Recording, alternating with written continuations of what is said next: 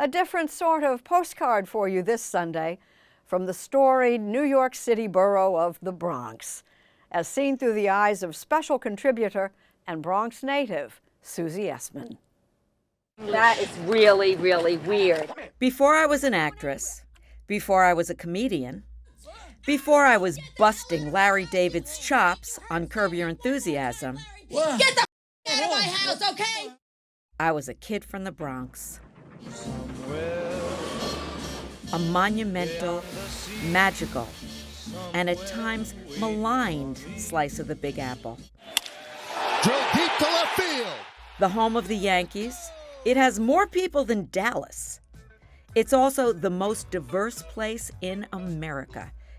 Marvel creator Stan Lee grew up here, and Al Pacino, Ralph Lauren, Tracy Morgan, Justice Sonia Sotomayor, and of course, J-Lo. It's the only part of Gotham that's not on an island, see? And it's where hip-hop began. Don't push me, cause I'm... What makes it so special? I went on a fact-finding mission, starting with the author who spent 15 years walking. They call me the Wanderer. Yes, walking across its 71 neighborhoods. And who are we here with? My name is Ian Frazier. I'm known as Sandy to my friends, but I write under We're not the friends. Sandy wrote about his journey in the book Paradise Bronx, The Life and Times of New York's Greatest Borough. You're from Cleveland. You're a writer. You've written about places all over the world. Why the Bronx? I just consider it a kind of blessed place where all kinds of different things have happened.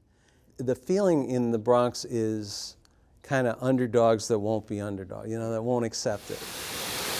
As for the name, it first flowed from the oldest forest in the city.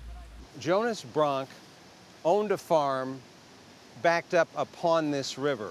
Right. And so the river was called Bronx River. And then that became Bronx land. Which eventually became the Bronx.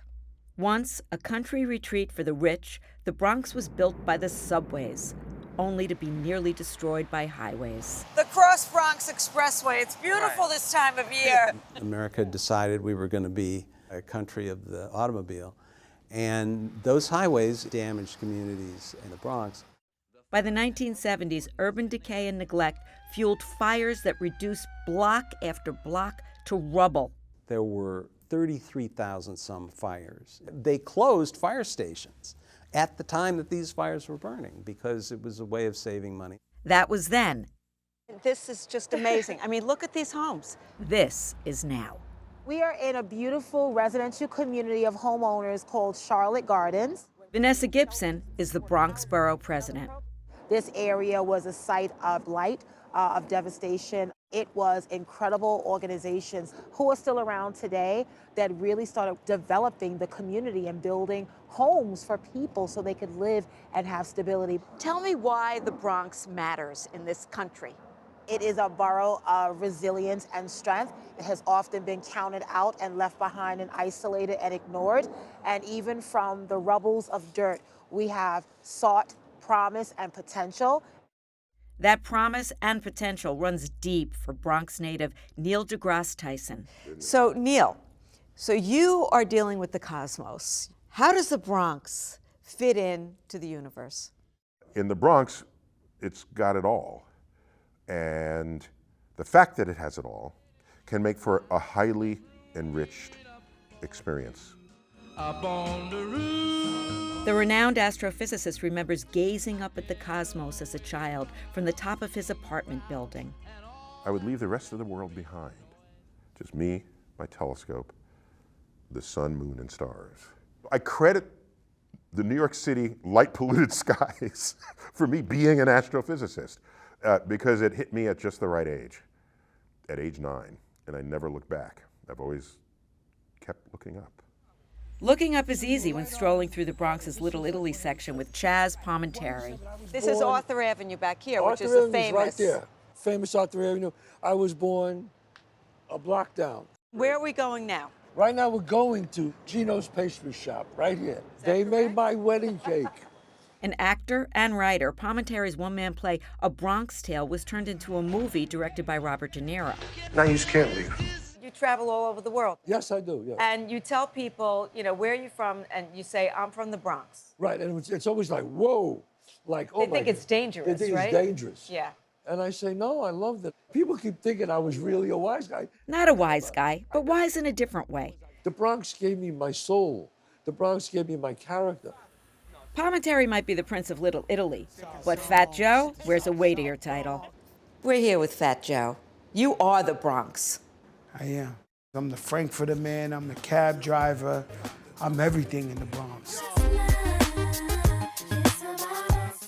A rapper, entrepreneur, and the owner of a chain of sneaker stores, including this one in the South Bronx, Fat Joe will never shake the love for his hometown. You have that Bronx hustle. How would you describe what that means to the rest of the country?